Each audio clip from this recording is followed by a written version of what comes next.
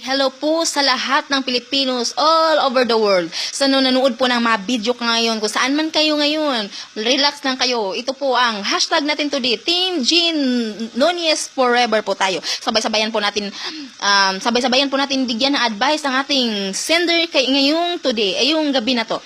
Ito po si Jana from Naga City, Cebu. Jana Uling, Naga City, Cebu. Hi, Ate Jean, kumusta po kayo? Ako po si Jana. Gusto ko po manghingi ng advice sa mga followers mo tungkol po ito sa asawa ko. Nga kunting-kunting pasensya na lang, mapapatay ko na. Kunting-kunti na lang, mapapatay ko na tong asawa ko. Mga walang hiya ang asawa ko. Every time po nga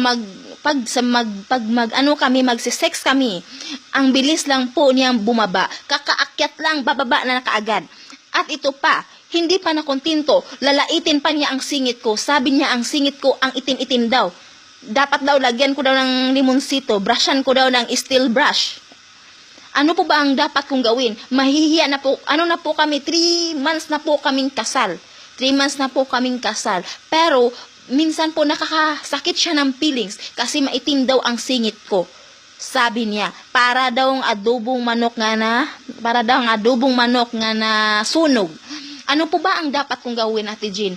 Nasasaktan ako at gusto ko na po siyang naisip ko minsan na iiwan ko na lang ito. Bahala na lang at aalis na lang po ako. Nakakasit. Kunting-kunti na lang, mapapatay ko na to. Ano po ba ang dapat kong gawin? Sa lahat ng mga followers mo, Ate, pakisabi, ano ba ang dapat nang gawin? Unang problema ko, kapag magsisex kami, kakaakyat lang, bababa na siya kaagad. Hindi ako satisfied. Tapos, lalaitin pa niya ang singit ko, ang itim-itim daw. Yan po ang problema ko, Ate Jean. Sana po maliwanagan po ako sa mga followers, ano po ang dapat kong gawin. Sa itong walang hiya kong asawa, wala talagang hiya. Wala pang kwenta, wala pang hiya. Akala mo, ang gwapo-gwapo, ang baho-baho nga hininga, tiniis ko lang.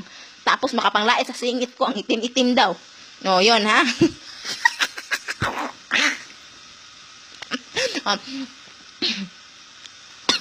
Lahat ng mga followers ko dyan, comment na po kayo para maliwanagan po. Ito pa ang sabi ni Ate, babasahin ko na lang po ang message nila po at I'm sure, at hindi magtatagal, iiwan ko na po to. Sana mga followers, mag-comment na sila ngayon para mabasa ko na po. Salamat sa mga followers mo po, Ate Jean. I love you, Ate Jean. God bless, more power. Okay. Lahat ng mga followers ko dyan, comment na po kayo. Diba? Matindi.